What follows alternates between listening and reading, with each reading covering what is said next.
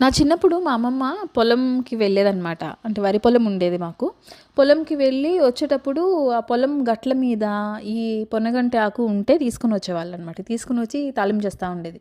అబ్బా! నేను ఎప్పుడు అనుకున్నా, అబ్బా! ఎప్పుడు ఈ ఆకులు, ఈ అలములు తింటానే బతకాలా అన్నట్టుగా చిన్నప్పుడు నాకు అసలు తెలీదు కదా! అబ్బా! ఆకు చూస్తేనే అబ్బా! ఆకు కూరనా అన్నట్టుగా ఫీల్ అయ్యేదాన్ని చిన్నప్పుడు. ఆవ్ మా నాకు తెలీదు. పెద్దయ్యేదాకా తెలీదు. మా అమ్మమ్మ ఎంత మంచి ఫుడ్ పెట్టి పెంచింది అనని.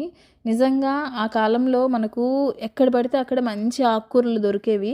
ఇప్పుడు దొరకట్లేదు అసలు. ఇప్పుడు మనకు ప పట్టణాలు ఎక్కువైపోయి, ఇల్లులు ఎక్కువైపోయి, ఖాళీ ప్లేస్ తగ్గిపోయింది. ప్లస్ చెట్లు తగ్గిపోతా ఉన్నాయి. కానీ మంచి విలువైన చెట్లని మనం కాపాడుకుందాము. అండ్ విషయం ఏందంటే, ఇది నేను బ్లింకిట్‌లోనో, జెప్టోలోనో ఒక కట్ట తెప్పిచ్చి, నేను ఇది నాటుకునే దానికోసమనే తెప్పిచ్చాను. నాటాను.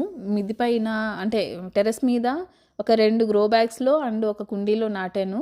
ఇది ఆల్మోస్ట్ బతికేసింది. మీరు చూస్తే మీకు అర్థమవుతది. బతికంది కొంచెం కింద అట్లా కొంచెం ఎండిపోయినట్టుగా కనిపిస్తుంది గదా! మిగతా అది వచ్చేసిందనమాట. వస్తదో రాదో అనుకుంటా ఉన్నాను. యాక్చువల్‌గా ఇది బాగా వెట్టికి పెరిగే మొక్క అనమాట. అంటే మనం చాలా తక్కువ లో మెయింటెనెన్స్‌లో గూడా ఈ మొక్కను మనం పెంచుకోవచ్చు.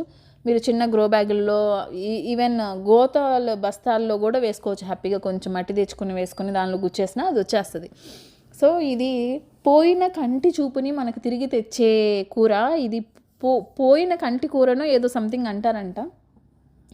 అంటే మనకు కంటి చూపు తగ్గిపోతే గూడా మనం ఇది తింటే మనకు పోయిన కంటి చూపు తిరిగి వస్తుంది అన్నట్టుగా. కంటికి అంత మంచిది. ఆకుకూరలు ఏవైనా గూడా చాలా మంచివి. అండ్ మీకు బయట దొరికే ఆకుకూరల్లో ఎన్ని పెస్టిసైడ్స్ వేస్తారో ఏమో మనకు తెలీదు కాబట్టి, మనము కొంచెమైనా ఇంట్లో పెంచుకుంటే బెటరు. సో, అందుకోసం ఈ వీడియో నేను పోస్ట్ చేస్తున్నాను. నేను వేశాను. ఇది వేసి గూడా 5, 6 డేస్ అవుతుంది. బాగా వచ్చేసింది. సో, అది.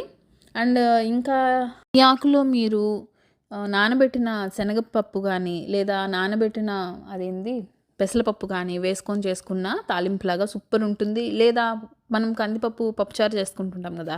కందిపప్పులో గూడా ఈ ఆకుకూర చిన్న చిన్నగా కట్ చేసి వేసుకొని పప్పు ఆకుకూరలాగా గూడా చేసుకోవచ్చు.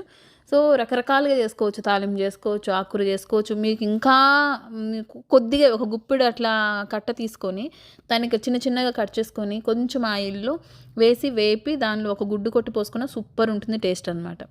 సరే, అంతా బాగుంది. మరి మీకు వీడియో నచ్చితే లైక్ చేయండి, షేర్ చేయండి, సబ్స్క్రైబ్ చేసుకోండి. చాలా మంచి కంటెంట్ మన ఛానల్‌లో వస్తుంటుంది. తప్పకుండా లైక్ చేస్తూ, షేర్ చేస్తూ చూడండి. ఓకేనా? బాయ్. మళ్ళీ నెక్స్ట్ వీడియోలో కలుసుకుందాం.